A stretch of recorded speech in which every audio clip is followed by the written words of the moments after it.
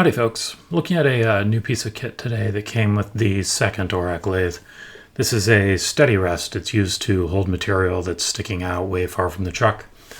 Unfortunately, it did not come with a block to bolt it to on the bottom side of the ways to let you be able to slide it around but have it not fall off.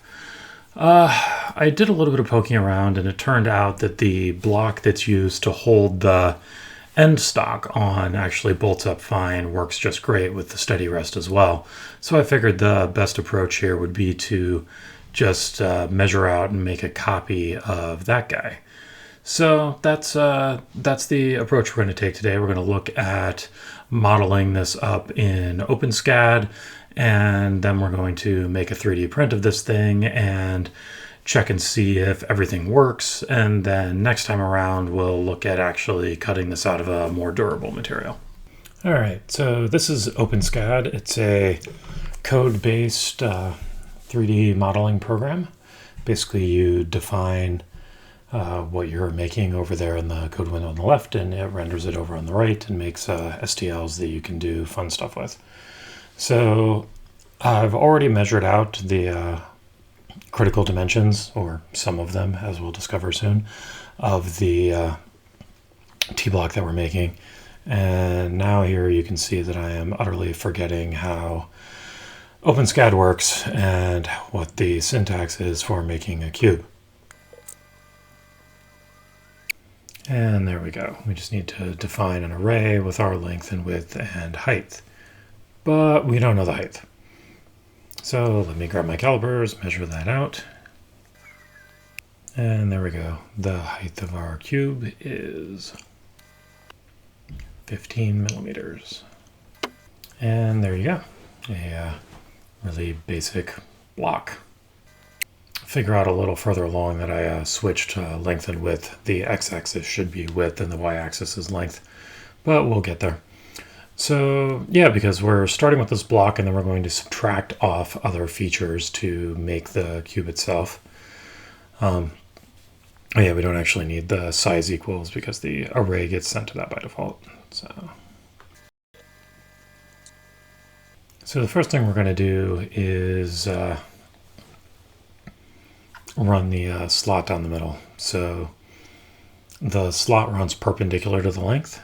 So we should be cutting the length in half and then subtracting half of the radius for where the cube that we're going to subtract starts, because cubes don't get centered. As you can see in the render here, cubes get built from the origin out as opposed to being centered. They've got one corner on the origin. So that's why we have to subtract off half of the slot width as we're making that slot. And once again, I forgot about the height or depth, whichever way you want to look at it. So I had to measure up the slot depth there. And now I render that, and you can kind of see it over there on the right. The flashing here is because OpenSCAD doesn't deal really well with previewing objects with shared boundaries, and I'm cutting that object out right at the wall. But when you do a full render, as you can see there, it cuts the slice out pretty nicely.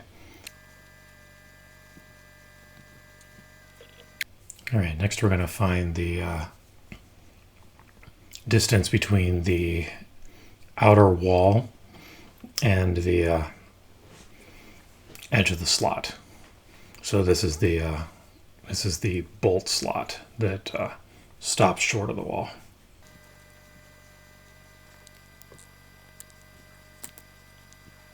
All right, there we go, 13 millimeters. So we're going to do the same basic thing. We're going to cut out a slot. Because the bolt slot is rounded on the ends, probably the easiest way to do it will be to make a couple of cylinders and then wrap a hole around them and subtract that from the base block. All right, there you can see the cylinder.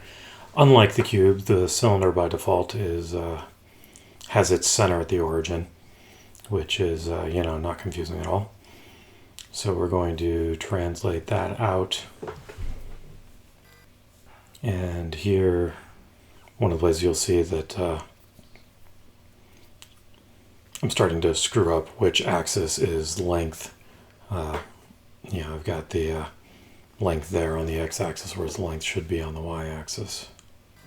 I still haven't figured it out with the fundamental cube yet, but we'll get there. There we go.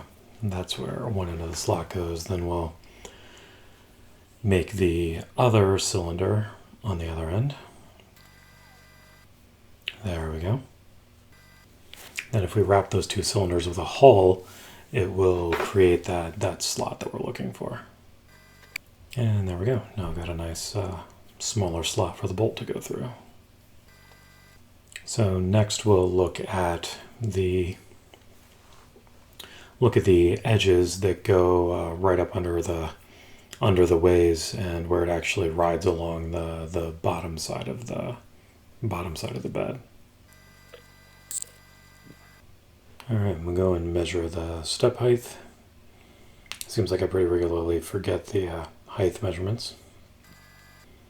So as you can see, we're going to make another cube that we're going to subtract here. We're going to move it up to the height of the full block minus the height of the step.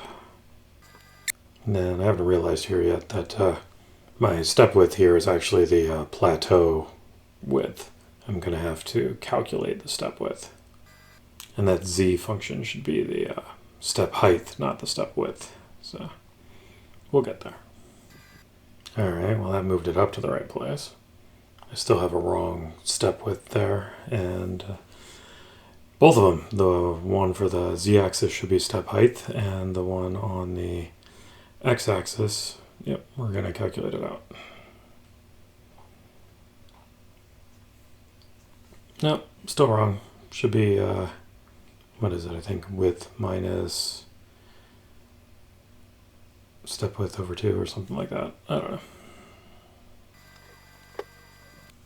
And you see that little notch on the end. I think, yeah, this is when I realized I have my length and width messed up on the cube there.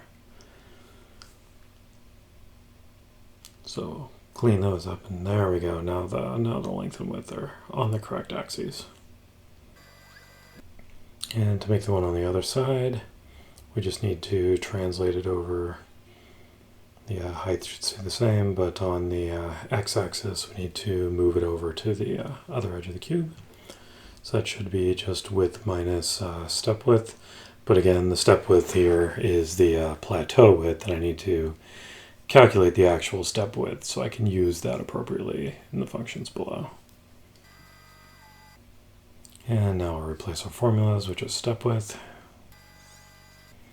And there we go. Now we have the notches on both sides to be able to tuck up under the ways. And there we have it. That's the block that we're looking at making. All right, now we're looking at the 3D printer, making our little plastic prototype of the block so we can do some testing for fit. And it turns out it actually does fit pretty well. It tucks up nicely under the rails. It bolts up nice to the steady rest itself. Overall, I'm happy with how it came out. And like I mentioned at the beginning of the video, next time around we're going to cut this out of a block of aluminum, and we'll see how that goes. If the aluminum works out, great.